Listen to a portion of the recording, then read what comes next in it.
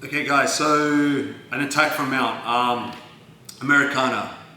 Great attack from mount, very basic. I still use this as a black belt. Get my opponent on the floor, my partner.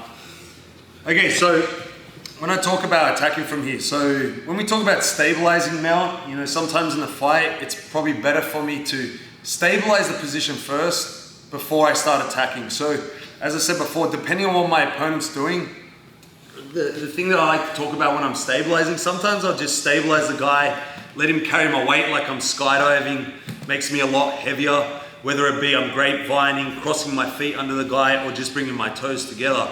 But when I want to start attacking him, I need to bring my knees up under his arms, okay? And then when I get to this position, which arm I'm going to attack. So depending on the placement of his arms, sometimes people will keep their arms like this. If he keeps his arms like this, I have the choice. I can pick either side.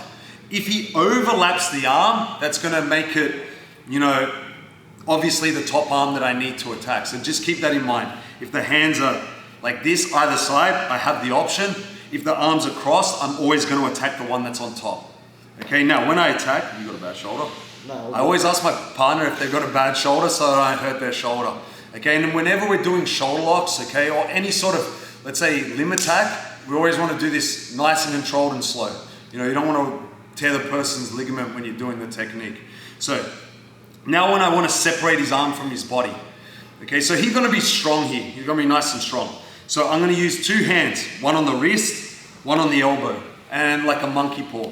Okay, I don't use the thumb, just like this. You know, I want to stiff arm and use all my weight to bring his arm to the floor. One little thing that I like to do when I do this is I will kind of chicken wing his arm. I start pushing his elbow open, and then I'm going to push his wrist to the floor. Obviously, I want to keep my weight over the guy. I don't want to fall forward. So keeping the arm pinned. Once I get the arm pinned to the floor, then I'm going to bring my elbow next to his head.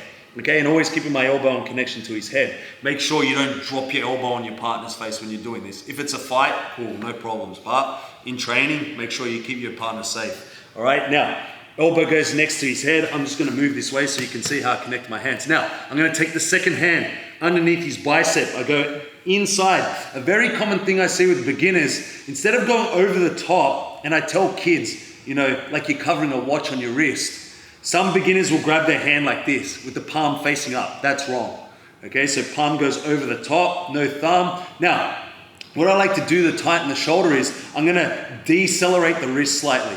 Okay, and if you ask your partner, it makes it a lot tighter, right? So decelerating the wrist. Now, one thing that I need to be careful of when I'm in the mount and I'm attacking the guy is the guy doesn't bridge. Because if he bridges me, he's gonna make me post my hands and I lose the arm. So one thing that I like to do on the opposite side is I grapevine the leg, okay, which is going to give me a little bit more extra attachment when I perform the attack.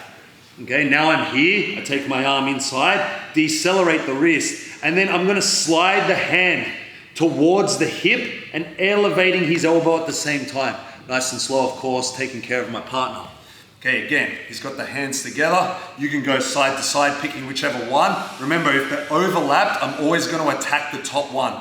Okay, I'll get him to do it on this side just so you guys can see. One hand on the wrist, one hand on the elbow.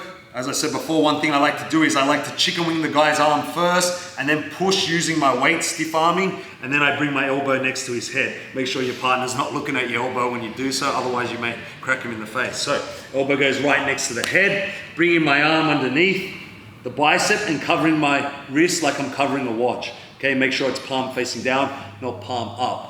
Now, remember what I said, just to make it a little bit more secure, I will grapevine on the opposite side of where I'm attacking, just so I have that connection. Okay, swinging back around.